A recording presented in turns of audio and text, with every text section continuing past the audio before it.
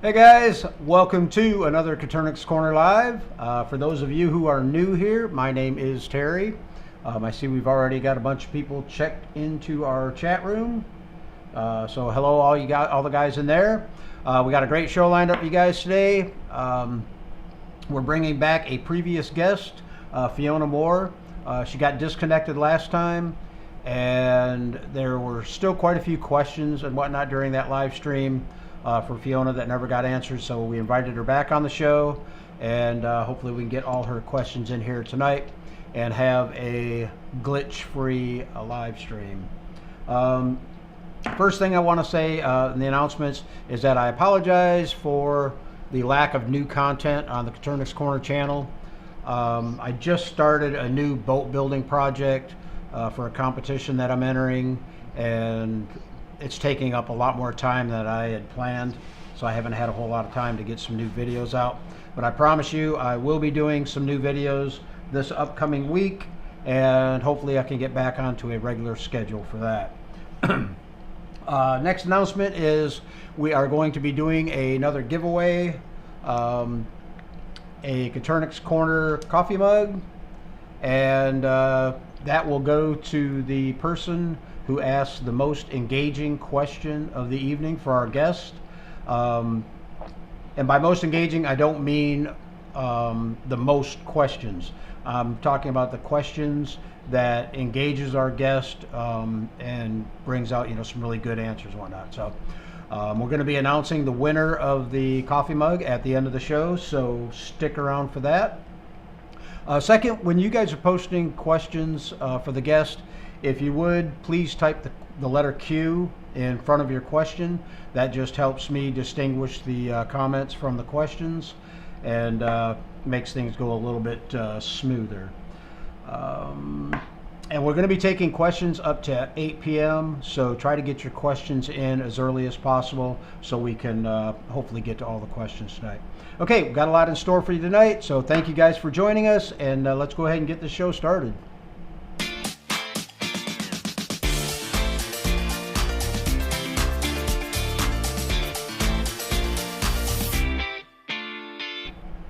Hey Fiona, how are you? I'm good. How about yourself? Good. I thank you for coming back on the show and giving it another shot. Hopefully things will go smoothly today. Thanks for giving me the opportunity again. I'm sorry, I can't control the weather. Absolutely, I hear you. Fiona, if you would, tell us a little bit about yourself and how you got started with quail. Okay, well, we have a little 5-acre farm. We got into birds last March. I say birds because originally we started off with a pair of button quail we got at an auction. Missed those this summer. But once we started with button quail, we got an incubator and we eventually started hatching, and just the variety of colors we got, we were amazed. And then once you start researching quail, Coturnix seems to be the favorite. So of course we got talked into those. Sure. And again, we originally just got a pair of Texas A&Ms, just white ones. Oh. And the variety of birds that we got from their eggs, we were just super thrilled, and we just dove right in. We started building all last summer and all this summer, and birding is our world now. Cool, very cool. Tell us a little bit about your setup and how you prefer to keep your quail. Well, we took a few ideas from a few other people and their cages. We incorporated a more natural setting, so we do have shavings on the bottom, and then we incorporate a lot of pieces of driftwood. We have them all on hamster bottles for water, and their feeders, we like to have them hanging in the air, so because Coturnix are so messy with their food, so they literally have to have it out of their way. Sure. You said you keep your birds in a natural environment. How does that benefit the birds, and how much more work is it for you as far as cleaning cages and whatnot? Well, overall, because we used shavings, it is a lot of work. I do tell people that our style is it's expensive and it's time consuming, but we find the enjoyment of the birds. Like we don't ever get egg bound. We rarely have fights, and they just the enjoyment they get from a clean cage is absolutely worth the work and the effort Sure. and the money. Sure. Um, what's your main reasons for keeping quail? Well, originally it was for enjoyment, just the pleasure of watching, because budgeon quail are so entertaining. And then when you get Coturnix, they're so much more tame and cuddlier. So we really got into the hand raising aspect and raising them as pets for a lot of people. Mhm. And then, of course, once you start hatching, 50 at a time, then it becomes more for meat and eggs and production. And um, I think we raise them because we love them. Sure. Cool. Um, before I go on with the rest of these questions, Fiona, I'm going to go ahead and play that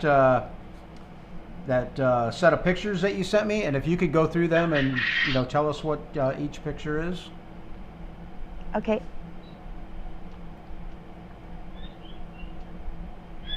So this was our newer cage. It was a set of 6. We modified the doors differently than we did our original build. And this one, we have one roux to about 5 or 6 hens in each cage. We found the style of this doors were so much easier just for access and opening and cleaning and getting them in and out. Sure. Okay, I'll bring up the next one here. Yes, this was our aquarium. It was originally just for our buttons, and then we modified the lid for to make it a brooder. We have this right on our coffee table, and it's right, in our living room setup. And we find when we raise our birds right next to us, I just find they're so much less aggressive, and they're more tolerable of hands. Mm-hmm. What size aquarium is that?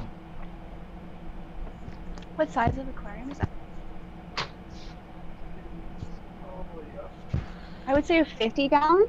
Okay, how many chicks can you get in there? I've had as many as 30, but I don't like to go above 25. Gotcha. 20 and 25 seems to be my magic number.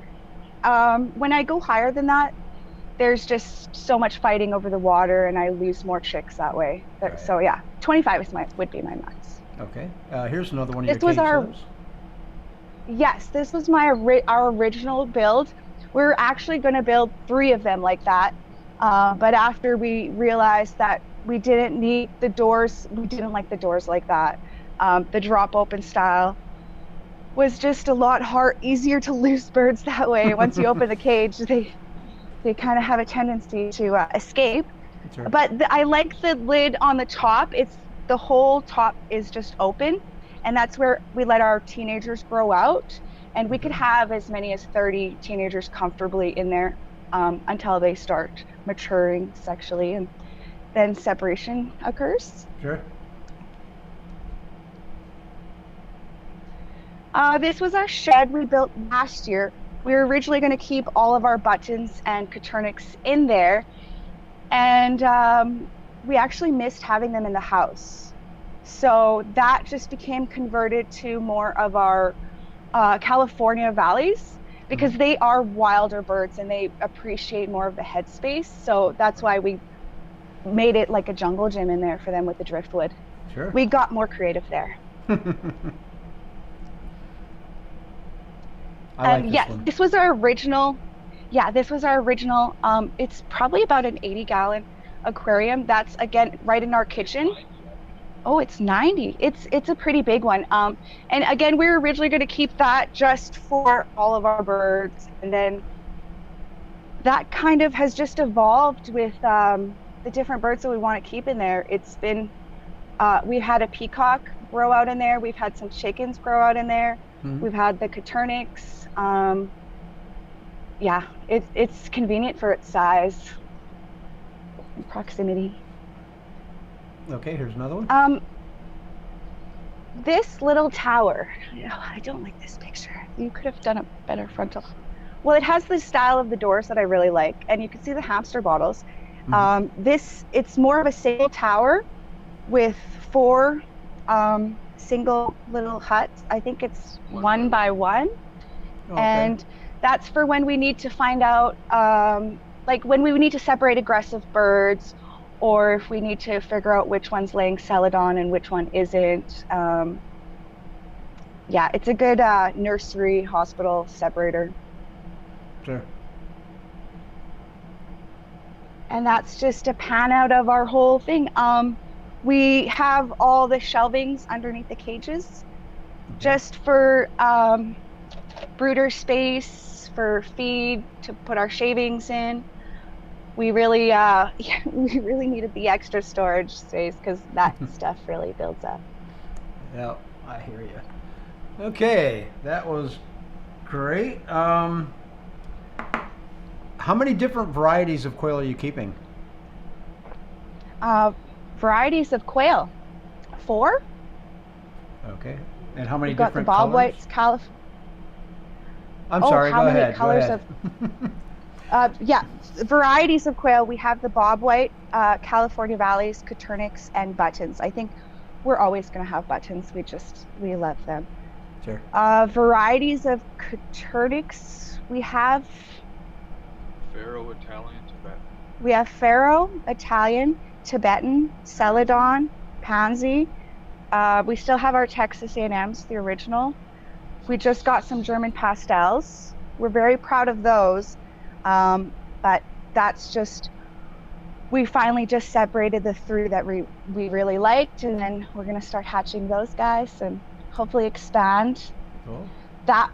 Those German pastels, I think they came from the States, and I was on the waiting list for like 6 months. Like, they just came to Canada. So Wow. hoping to expand those, as well as my, I'm doing pretty good with my celadons. I have a well enough egg rate from them that I'm comfortable enough to start advertising again, whereas I wasn't. A lot of people were making huge orders for 2 or 3 dozen, and I didn't have that kind of supply. Right. But now I want to focus on jumbo celadons and converting all my celadons to be jumbos. Cool.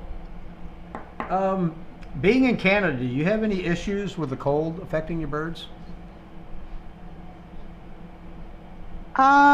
Yes. Sometimes it gets like -40. Last year we had a cold spot it was like -50. It was colder than the North Pole at one point here. So we don't generally keep our birds outside.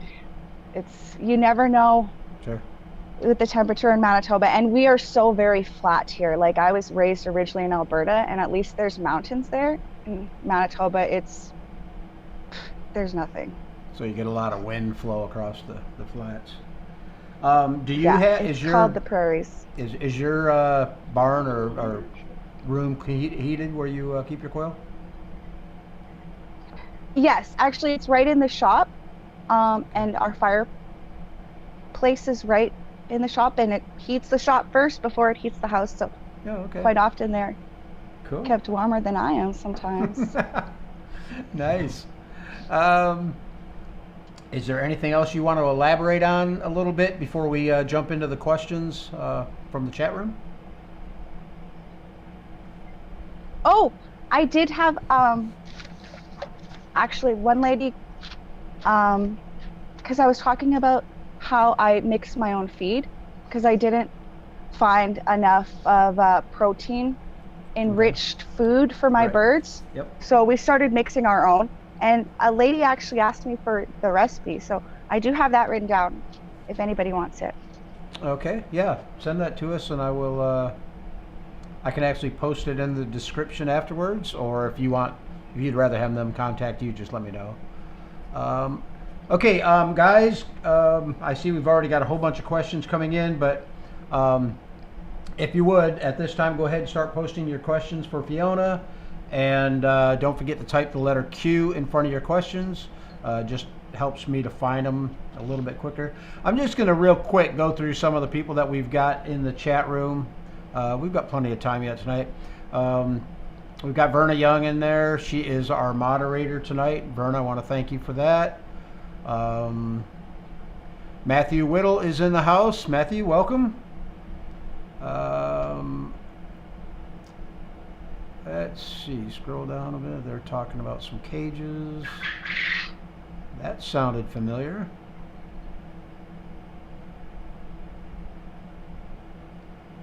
Beth Reed says, good evening from North Central Arkansas. Rio Salas says, hello, hello. Mark Bryant says, hi, Verna. Mark Bryant says, hi, Terry. Hello. Let's see, get a little bit.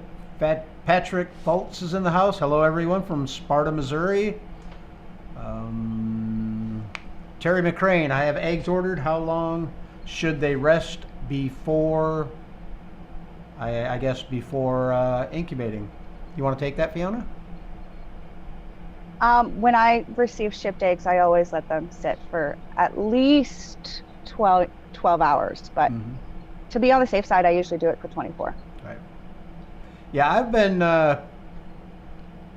just sticking them in the incubator. I just don't turn the turners on for like a day or so.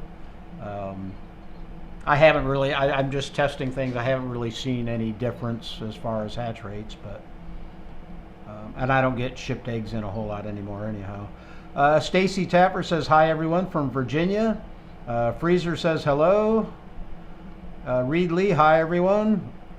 Iva Jove said is in the house. Sorry for the questions last time. Iva, I don't ignore any questions as long as they are pertinent to what we are talking about. Heather Cole says, hi everyone from Vermont.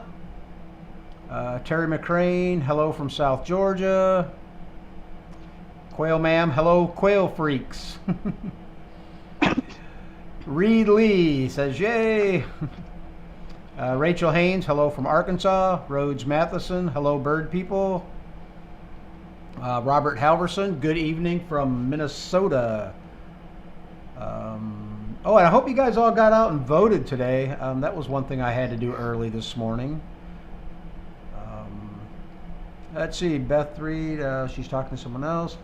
Lynn Petrie, hello from Ice Storm, Oklahoma. Reed Lee, my quail went into the incubator on Halloween. Wish me luck. Good luck, Reed Lee. That's not for us. Angela Metcalf says, yay.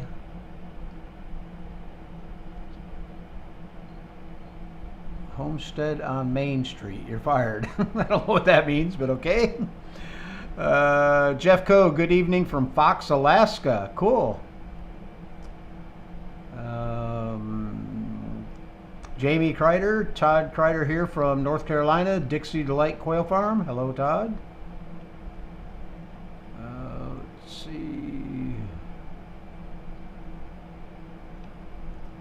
Okay, here's our first question, Fiona. Says to Terry and Fiona, did you guys ever have a double yoker hatch? Fiona? No. And I've broken the one large one open that I had high hopes was going to hatch, and neither bird was alive, and they were not pretty to see, so I'm never doing that again. Right. I actually did have one hatch, and I didn't even realize it was a double yoker. It was shipped in eggs, and I had one hatch, and it had 4 legs. It had absorbed the second chick, so it had 2 legs that were working, that it was walking around on, and the back 2 legs, way back by his butt, were just kind of hanging there.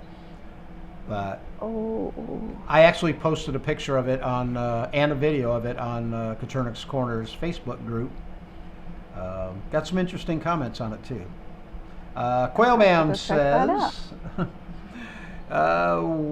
Quail Ma'am says, what watering system have you found to be the most low maintenance and efficient? That's for you, Fiona. Well, I really like the PVC pipe setup that they do with the little feeders and everything. I haven't been able to set that up personally. So yeah, I'm still set up with the hamster bottles, but that seems to be so easy to just stick a 5-gallon pail on top and just let You her. have the cups and fittings, just not the pipes. Yeah, we have the cups and the things. We're still waiting on getting the pipes. Gotcha. Eventually. Yeah, they do work Eventually. pretty well. That's what I'm using, and it works pretty good. Beth says, Fiona, how many quail do you have now, and what are your goals? I have probably about 60 Coturnix at the moment. My goals, I really want to get some black Coturnix, and I'd really like to expand my celadons to be predominantly jumbo. So that's my goal for the next year. Cool. And a purple Coturnix. Oh, That's yes. the that would ultimate be nice. unicorn, but Yeah, I don't know if William's in here tonight, but William, we want some of them purple eggs. Rio Salas says, New Mexico here. Quail man, count me out for the giveaway, but I've got questions tonight. Let's see.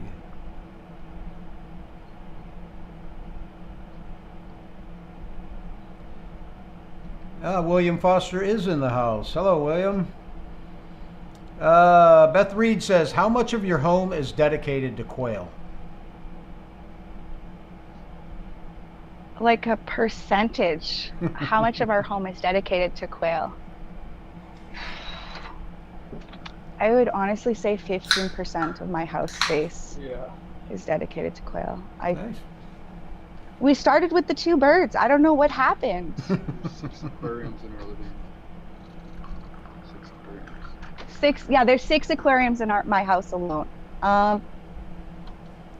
Otherwise, like, if I keep them clean, it's fine, but I have noticed I've had to dust quite a bit more, Oh, yeah.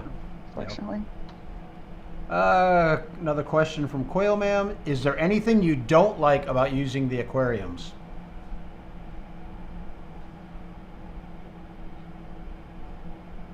Just having to scrub the whole thing every time I clean it. That's kind of a bugger because, especially with the 90-gallon one, I physically can't. So.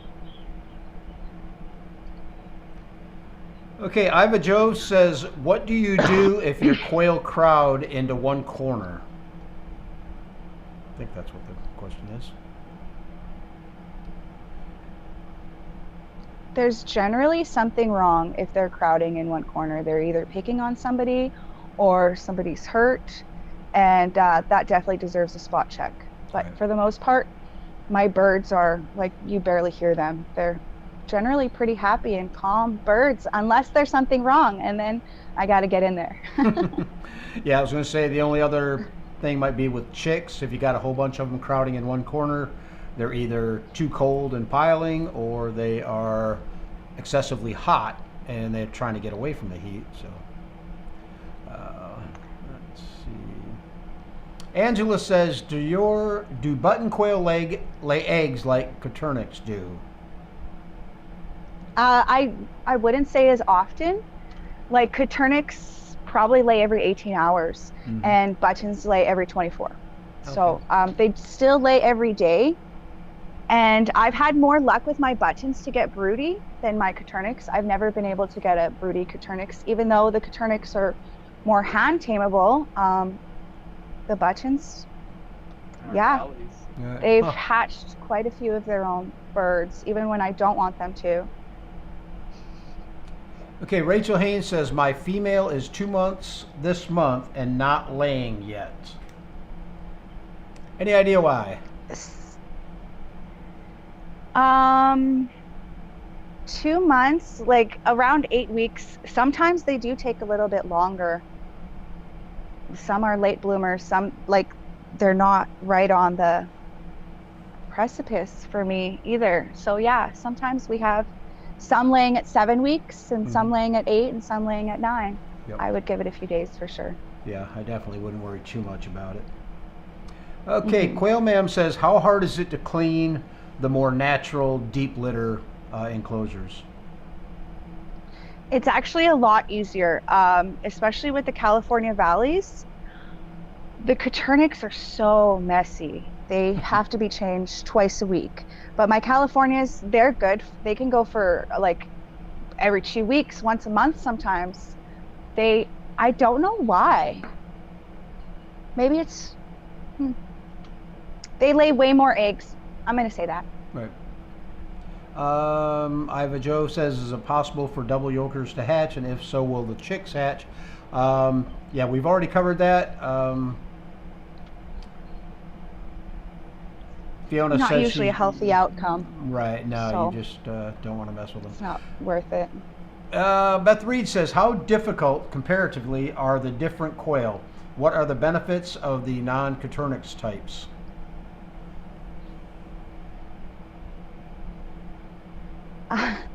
You know, a lot of people that were raising buttons when I originally got into buttons got out of it because buttons are very wild. They're very hostile. You can't keep them like Coturnix. They aren't 1 roux to 5 hen kind of birds. They are in couples or threesomes. That's, for me, the only way I've been able to keep them safe and sane. My California valleys are very low maintenance, but at the same time, they're not as friendly as the Coturnix, but they are very, their sounds are so beautiful, and they're just beautiful to watch. And they're very low maintenance. They do their own thing. My bobwhites, we're still getting to know. They just grew up out of their teenage phase, and they are very loud, disruptive birds. We might actually move them outside, come to think of it. Quailman's got another question. It says, do you prefer the side hinged or the top and bottom hinge doors, and why? I prefer the side hinge. When you're doing multiple birds, and it's just easier. It's so much easier to get in and out of.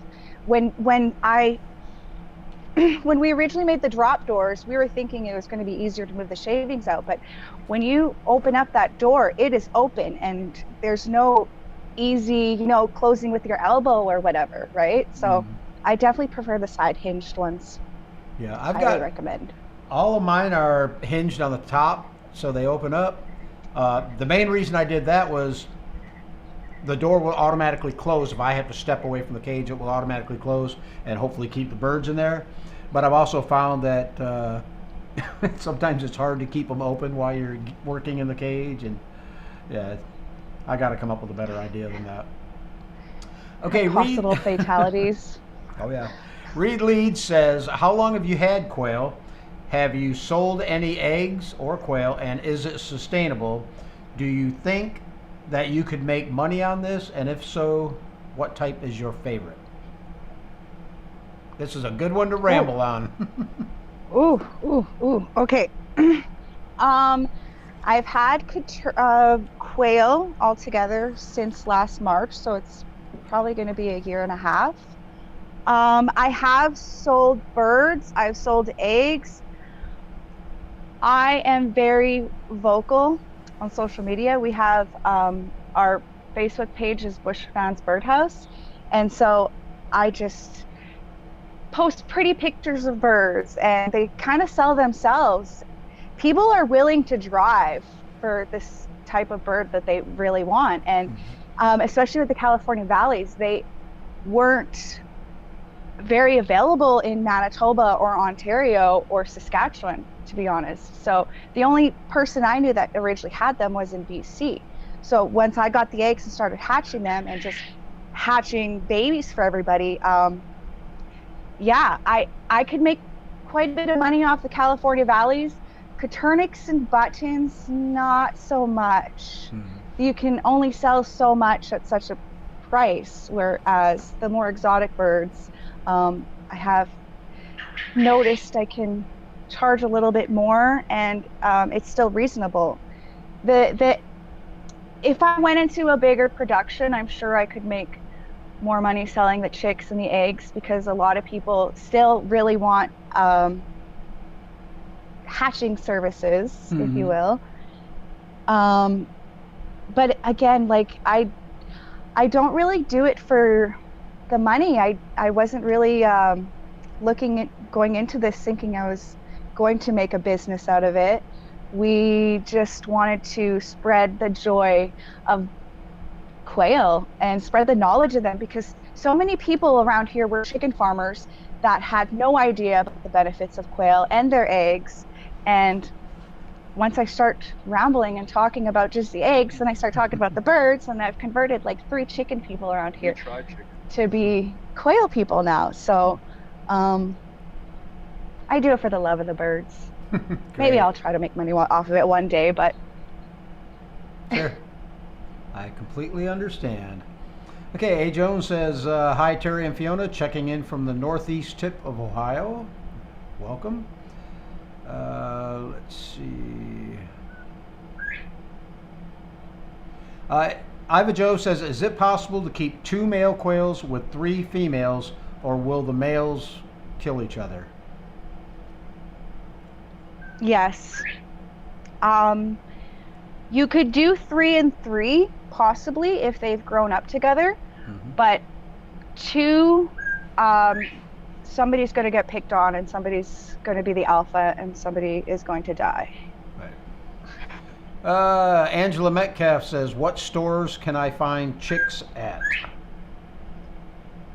I guess that's going to depend on where you're at.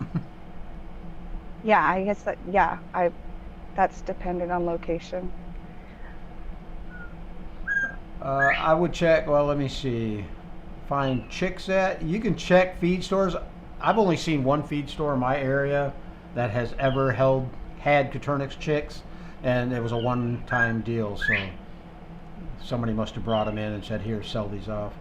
Dessa Colad says, I candle right before lockdown and was wondering what everyone does with the clear, non-fertilized eggs, and are they okay to feed to chickens, okay to feed to dogs, okay to compost, or just throw out? I would throw that out. That's been incubating for an extended amount of time. Yeah, I would definitely throw that out. There's no opening that sucker at this point. Nope, not me.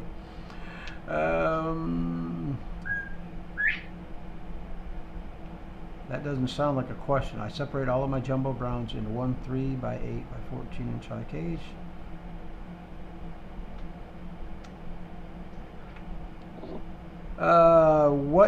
Quail Ma'am says, what is the most unique color celadon layer that you've ever had? Unique what? Sorry? Color. What's your most unique color of celadon layer? We just got into them, and we've noticed a majority of them are Tibetan. So I haven't had very unique colored ones just yet.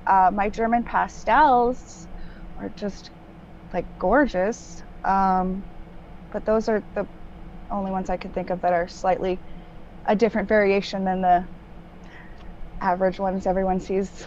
Right. Michael Irons says, what types of quail do you have? I don't know if that was a question or not, but go ahead and tell Michael what you have. I know you've already said that. But. Yeah. We have bob whites, California valleys, buttons, and Coturnix.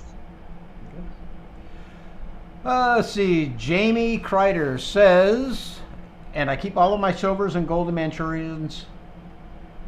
Wait a minute. And I keep all my silvers and golden Manchurians in my other cages. Do you do the same? Sometimes I use one of my jumbo brown roos to get more size. Do you do this also? Okay, that makes sense now.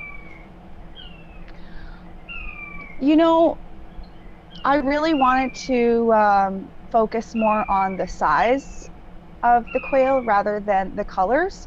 So other than my celadons and my pastels, I don't breed by color. No, I do have a pastel pansy cage, sorry. But yeah, I like the spice. Variety is the spice of life, so that's why I throw them all together and see what comes out. Sure. Okay, Angela Metcalf says good evening from the bottom of Washington. Jay Price says hello from Charleston, South Carolina. Homestead on Main Street, good evening from northern Indiana. Zach Sifferman, hello y'all from Southwest Missouri here.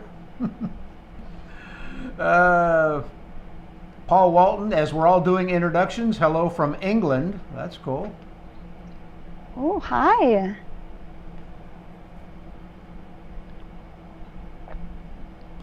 Michael Irons, how many quail do you have and what kinds? I think we've already answered that question. Carrie Cowherd says, hello everyone from Cassville, Missouri. Does anyone know the most reputable place to order button quail eggs from? Do you have a reputable breeder up there in Canada? For the buttons? Funny story, the two people that I got my button quail from got out of button quail. So from January to March, I was the only person I knew that was actively shipping button eggs. Wow. So that's why I started the initial Facebook page and started advertising those, and then slowly advertising all the other birds we have because, well, who doesn't like a pretty picture? Sure. Mike Johnson says howdy from South Texas. Jay says, Fiona, will you be shipping any hatching eggs? Yes. Well, not for the winter, but yeah, I plan on getting right back into it. I actually got really good at it this past couple of months. So ready to start again. How do you guys ship in Canada? I mean, is it any big deal shipping all the way across the country, or is it UPS? Or? They actually, a lot of people use UPS or Purolator. I use Canada Post only because my location was perfect for shipping across Canada. I am central, like Dauphin, Manitoba is very central to Canada. So I was able to ship, to Quebec, to Ontario, BC with no problems. So cool. I was very blessed that way. Patrick says, how much do the quail make your house smell? They don't smell if I clean them, but like I said, it's gotten quite dusty, so there has been that. Right. Heather Cole says, what is your best-selling item and how do you promote sales? My California Valley is for sure the best-selling bird, and I try to limit advertising of those. I have like 2 posts on my page and people are still asking me about them. So like I really can't, because I've already got a list of people wanting them for next year, and I can't keep up with the demand for those guys. Wow, that's great. Lily Bailey says, a adult male Coturnix is targeting one of my grow outs. The adult sprang out of nowhere and took a chunk of feathers out of the grow out. If I call the bully, will another bully take its place? You know what? Birds are like people. Sometimes some are just have to go, and some are pretty nice. I find if there's an alpha and he's aggressive, he's got to go. I don't tolerate aggressive birds. And then I've been finding, maybe it's just me, but a lot of my birds now that I hatch are less aggressive. So maybe, I think aggressiveness is a genetic trait. I'm sure it is. Has something to do with it anyhow. Dessa Colad says, is it okay to trim beaks if they look too long, particularly on a male, or will this interfere with his ability to grip a hen's head feathers, just trying to prevent injuries, 2 of his hens getting scalped? So what do you think about beak trimming? I've never had a male that was that old that his beak was getting to be a problem, so maybe I would consider replacing him, but he was quite old. Yeah. I don't do anything as far as beak trimming, but I did learn something on last week's live stream from Kai Pepler out of Germany. He puts a brick inside of his cages, and the birds will keep their beaks, you know, I don't know what you'd call it. It's not pedicure, it's a beakicure, whatever. But they will keep their beak and Bone stuff we got for the birds to help trim their beaks. We did put some, I don't even know what they're called, like pieces of shell or bone. Oh, like cuddle in bone? The cages. Cuddle bone? A cuddle bone, yes, yes. Yeah, I yes, think we that's have more those for like hanging in the calcium. cages. Oh, really? Yeah, cuddle bone's high in calcium. A lot of people put them in there and they'll scratch at that and get a little dust off of it. Let's Oh, see. I thought it was for the beak trimmer. I don't know if that's the original idea. I mean, I've heard a lot of people use cuddle bone for calcium. Johnny Button says, Terry, do you ship to South Carolina? I am not shipping any more this year, Johnny. I've got too many projects going on, so it won't be until after the first of the year. Although I will ship, we do giveaways on the live streams, and sometimes I'll ship mixed eggs out. Freezer said, did the four-legged chick survive? Not more than 10 minutes after I posted the video. I put him down. I don't keep birds that are, you know, like that. Quail Ma'am says, how would you compare the temperament of the other quail varieties to that of the Coturnix? Good question. The Coturnix are the only ones that I've been able to hand tame and actually cuddle and make pet-worthy birds. Whereas all the other quail are flighty, wild things that need their headspace. Yeah, Coturnix are the only ones that are truly low-level bottom feeders, and I love them. What about temperament amongst each others? Oh, temperament amongst each other. The Coturnix, the roos, can handle a lot more females. My California valleys will start to get really aggressive, even if one too many hens are in there, or if the other pair is getting too close to them. Like, they are, buttons and Californias are very territorial mating partners.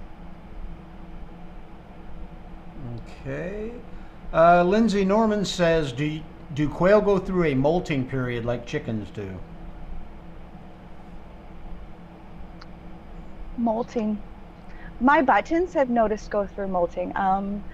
The Coturnix, no, if there's feathers being lost, then it's usually a cannibalist or an overly aggressive male or something that needs to be checked. But my buttons, I have noticed molt. Yeah. Well, I mean, I don't know if it's location related or not.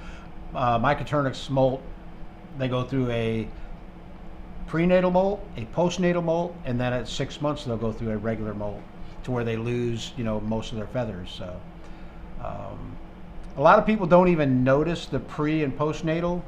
The prenatal is where you get a whole bunch of the real fine feather dust. They're down. They'll molt that away. And then when they get around 3 to 3.5 weeks old or 4 weeks old, they'll go through a regular feather molt, and they lose a whole bunch of baby feathers. I mean, they're all over the shop right now, and before they grow in their adult feathers. But it's a mess. Do they eat their feathers? Some will. Yeah, I mean, they'll eat it for like a boost of protein. They're not talking about pulling feathers to eat them. Some quail will do that. Okay. No, I just noticed that whenever one of my buttons loses a feather, they just gobble it right up like it's a worm. So yeah, they do. Yeah, that's why I haven't noticed.